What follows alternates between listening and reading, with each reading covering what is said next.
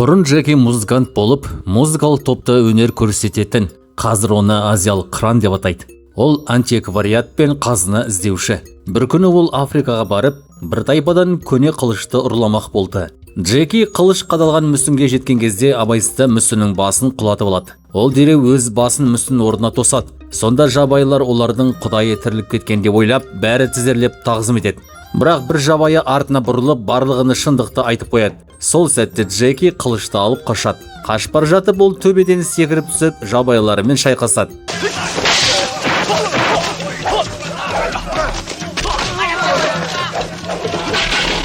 Жабайылар арнайы тақтайларына мініп, оның артынан қуады. Олар найзаларын жаңбырша жаудырады. Бірақ Джеки аман қалып, төбеден төмен түседі. Бұтаның арасына жасырылған кішкентай ұшағына қанаттарын орната бастайды. Кейін ұшаққа отырып, сол жерден ұшып кетеді. Жабайылар болса, Джекиді өте ұлы құдай екен деп ойлап, жерге жата қалып, құлшылық жасайды. Кейін Джеки қылышты аукционға қояды. Ол өзінің адамын пайдаланып, қылыштың бағасын қолдан көтеріп отырады. Сол аукционда граф Беннің қызы да болады. Ол қылышты өте үлкен ақшаға сатып алады. Осы уақытта Джекидің досы Аланның сүйіктісі Лора бір кеште жүргенде шайтан дінінің қызметкерлері келіп, көп адамды өлтіріп, Лораны ұрлап кетеді. Алан Джекиге барып сүйіктісін құтқаруды өтінеді. Джеки оған құдай сауыты 5 бөліктен тұратынын айтады. Соның үшеуінің орнын ғана біледі. Екеуі мистер Беннда, ал үшіншісі бөлігі өзі аукционда сатқан қылыш. Джеки алдымен мистер Беннің 2 бөлікті уақытша сұрап алуды, кейін қылышты сатып алған қызды табуды ұсынады. Екеуі мистер Беннің үйіне келеді. Қақпа ашық тұрғанын көреді. Ішке кірген сәтте оның неге ашық тұрғанын түсінеді. Іште бір топ ит оларды қарсы алуға дайын тұр екен. Сол кезде Беннің адамдарының бірі періште кейпіне еніп, гокартпен келеді. Джеки мен Алан оған мінген дұрыс деп ойлайды. Кенеттен Беннің сарайында қабылан шабуыл жасайды. Бірақ қызметші оның шын жырмен байлаулы екенін айтады. Соған қарамастан Джеки мен Алан қатты қорқып кетеді. Кейін олар граф Беннің алдына барып, бүкіл оқиғаны айтып береді. Бірақ граф аса қызығушылық танытпайды. Алан құдай сауытының бөлшектерін қайда сақтағанын сұрайды. Граф орнын айтып береді. Түнде Алан көп тамақ алдырып, оны иттерге беріп, сауытты ұрламақ болады. Джеки қарсы болса да Алан тыңдамайды. Түнде қызметші келіп, мистер Беннің шақырып жатқан етеді. Жолда Джеки жерде өздері алдырған тамақты көреді. Бөлмеге кірсе 4-5 алып ит отыр, ал байғұс Алан бір бұрышта бағананы құшақтап қорқып отыр екен. Мистер Беннің олардың иттері жақсы үйретілгенін, бөтен адамның тамағын жемейтінін айтады. Бұйрық бергенде ғана иттер шығып кетеді. Сол кезде бөлмеге Мэй Беннің кіреді. Джеки оның аукционда қылышты сатып алған сұлу қыз екенін таниды. Джеки әкесі мен қызы толық құдай сауытына қол жеткізгісі келетінін түсінеді. Сондықтан ұсыныс жасайды. Егер граф Беннің 3 бөлікті уақытша берсе, ол шайтан дінінің қызметкерлерінен қалған 2 бөлікті ұрлап, толық сауытты қайтарып береді. Мэйдің өтінішімен граф келіседі, бірақ Мэй де олармен бірге бару тиіс болады. Үшеуі Джекидің спорттық көлігіне отырып, Югослава еліне келеді. Өйткені шайтан дінінің жасырын ордасы сол жерде орналасқан. Мэй көліктен түсіп, қаруы салынған сөмкесін алып, ғимараттың төбесіне көтеріледі. Ал Джеки мен Алан қала ішінде жүріп келе жатқанда Алан бір дін қызметкерін көреді. Әлгі адам Лораның суретін көрсетіп, егер қызды аман көргісі келсе, соңынан еруін айтады.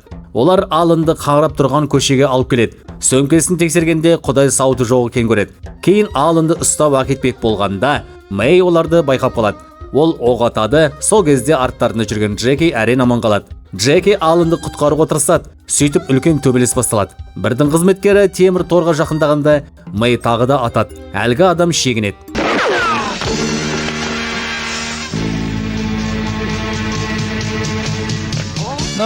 Алан енді әдейі жауларды Мэйдің ату аймағына қарай тарта бастайды. Бірақ Мэйдің оғы Аланның аяғының жанына тиеді. Сонда Джеки мен Алан, бұл қыз өзі де өліп кетеді ғой деп шегініп кетеді. Сол сәтті пайдаланып дін қызметкерлері қашып кетеді. Джеки мен Алан оларды қуады, бірақ бір жерде оларды тұтас бір әскер күтіп тұрады. Джеки, қазір қашпасақ болмайды, жүгір дейді. Екеуі көлікке отырып қашып кетеді. Бірақ дін қызметкерлері көлікпен мотоциклдерге мініп, арттарынан қуады. Джеки өте қауіпті жүргізіп, көптеген жауларын жолдан шығарып жібереді. Бірақ кейін олар көпірде тұзаққа түседі. Көпірдің екі жағында жаулар жауып тастаған. Олар Джеки мен Аланды өлтірмек болады, бірақ Джекидің өзі де көлігі де қарапайым емес еді.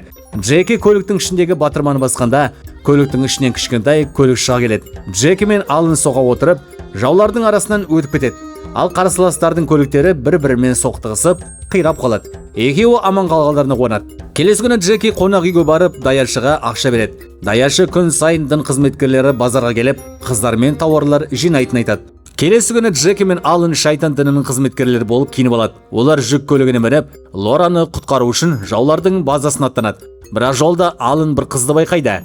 Ол бизнес-вумен кейпіне енген Мэй Беннен еді. Ну и что? Смерть меня не пугает.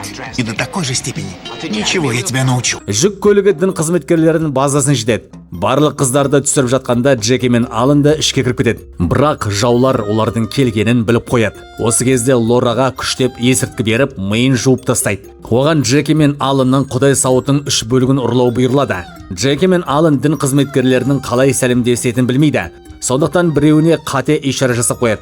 Олар тез кетіп қалады, бірақ әлгі қызметкер соңдарынан қуады. Джеки оны ұрып есінен тандырады. Содан кейін екеуі жасырын түрде Лора қамалған бөлмеге жетеді. Джеки Аланға жуан таяқ беріп, біреуін сен ұр, қалған екеуін мен алам дейді. Алан арт жағынан келіп бір дін қызметкерін таяқпен тартып жібереді. Бірақ оған ештеңе болмайды да Джеки 3 дін қызметкерінде өзі жығады. Сол кезде есік қағылады. Алан есікті ашқанда оның басына таяқ тиеді. Бұл Мэй Беннен еді. Ол дін қызметкерлерінен кілтті ұрлап алып келген болатын. Үшеуі есікті ашып ішке кіреді. Іште Лора есірткінің әсерінен меңзең болып отыр екен. Олар Лораның басына орамал жауып, өздері келген жүк көлігімен алып кетеді. Ал төбенің үстінен ұлы абыз оларға қарап күліп тұрады. Өйткені оның жоспары сәтті орындалған еді. Олар Лораны үйге келіп, тапсырма сәтті аяқталды деп тынышталады. Бірақ Лораның үстіндегі есірткінің әсері әлі кетпеген болатын. Ыңғайын тапқан сәтте Лора Аланға есірткі егіп, құдай сауытының бөліктерін ұрлап кетеді. Келесі күні Джеки сауыттың жоғалғанын біледі. Сонымен бірге Лора мен Алан да жоқ болып шығады. Ол мұны Мэйге айтады. Мэй бірге бармақ болады. Бірақ Джеки оны тоқтатып, өзі жалғыз жолға шығады. Джеки мотоциклмен тауға көтерілмек болады. Бірақ тау өте биік болғандықтан мотоциклі құлап кетеді. Сөйтіп оған жаяу көтерілуге тура келеді. Тау басындағы ағашқа арқан байлап, оны төмен қарай лақтырады да, сол арқанымен үңгірге түседі. Бұл үңгір дін қызметкерлерінің жасырын ордасына апаратын еді. Ішке кірген соң Джеки басқа дін қызметкерлерінен жасырынып өтеді. Бірнешеуінің жанынан өтіп, Алан мен Лора байлаулы отырған бөлмеге жетеді. Джеки бөлмеге арқан лақтырып, кейін төмен түсіп, оны құлыпқа байлайды. Осылайша іштен құлыпты ашылады. Лора мен Алан Джекиді көріп қуанып кетеді. Джеки екеуінің арқанын шешіп бірге қашып шығады. Бірақ жолда Алан бір желдеткіш құбырына құлап кетеді. Әлгі құбыр тікелей дін қызметкерлерінің асханасына барады. Ол жерде тұтас бір әскер күтіп тұрған еді. Олар Аланды ұстап алады. Джеки мен Лора артқы жақтан асханаға кіреді. Джеки үлкен таяқ алып, үстіне шарап құйып, от құяды. Кейін Лора екеуі жанып тұрған таяқты ұстап, дін қызметкерлеріне қарай жүгіреді, Аланды босатып алады. Джеки жауларды отпен қорқытып тұрады. Ал Лора мен Алан шығатын жол іздейді. Бірақ қай жаққа барса да, дін қызметкерлері алдарынан шыға береді. Ақыры олар Джекиді жанып тұрған таяқты тастауға мәжбүрлейді. Сонда Джеки өзінің кунг-фу шеберлігін қолданады. Стой! Ол өте батыл шайқасып, дін қызметкерлерінің жартысына қайнаған су шашады. Ұрыс жалғаса береді. Ұлы абыздың тас көмекшісі де Джекимен төбелеседі. Бірақ Джеки оның ең әлсіз жеріне қатты теуіп жібереді. Әлгі адам домалап құлап кетеді. Лора мен Аланды шығарып жіберген соң Джеки де асханадан қашып шығады. Ол сыртқа шығатын жол іздеп жүріп, басқа бір бөлмеге кіреді. Ол жерде жалғыз дін қызметкерін оңай жеңеді. Сол бөлмеде құдай сауыты тұрған көреді. Джеки дереу сауытты тұғырдан ала бастайды. Бірақ дәл сол сәтте біреу оны найзағайдай жылдам соғып жібереді. Джеки айналып барып құлап түседі. Бөлмеге ұлы абыз 4 жауынгермен бірге кіреді. Ол Джекиге: "Сен бұл жерден құдай сауытымен кете алмайсың" дейді. Бірақ бұл қарапайым жауынгерлер емес еді. Олар 4 кунг-фу шебері қыз болатын. Төртеуі бірден Джекиге шабуылдайды. Олар Джекиді аяусыз сабап, дем алдырмайды. Ең қауіптісі аяқтарындағы биік өкшелі аяқ киімдері еді. Олар сол өкшелерімен Джекиді қайта-қайта теуіп, жарақаттай береді. Бір қыз Джекидің артынан қат тепкенде ол шыдай алмай кетеді. Сосын Джеки қарсы шабуыл жасап, бір қызды жұдырықпен ұрып құлатады. Бірақ қыздардың күші де, әлсіздігі де сол биік өкшелер болатын. Джеки дереу баспалдақ үстіндегі тар көпірге шығып, ағаштардың арасына жата қалады. Қыздардың өкшелері таяқтарлардың арасына кіріп кетіп, олар қозғала алмай қалады. Ал Джеки оларды бір-бірлеп құлата бастайды. Соңғы қыз ұшып келіп тебуге дайындалғанда, Джеки оны да қатты теуіп, жеңіп шығады. Кунг-фу қыздарын жеңген соң, ұлы абыз шәкірттерін шақырады. Джеки жоғарыға жүгіріп шығып, күртесін ашады. Ішінде толған динамит бомбалары бар екен. Ол бір бомбаны алып, білтесін жағады.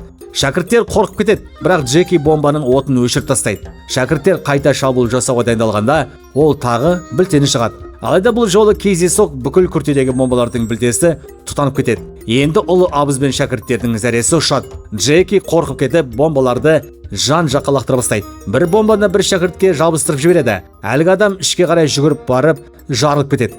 Соңында Джеки барлық бомбаларды шатырға лақтырады. Бомбалар жарыла бастағанда, бүкіл монастыр шайқалып құлай бастайды. Джеки дереу қашып шығып, үңгірден сыртқа шығады. Төмен қараса, өте терең шатқал. Дәл сол сәтте ол әуеде ұшып жүрген әуе шарын көреді. Оның ішінде Мэй, Аллен және Лора отыр екен.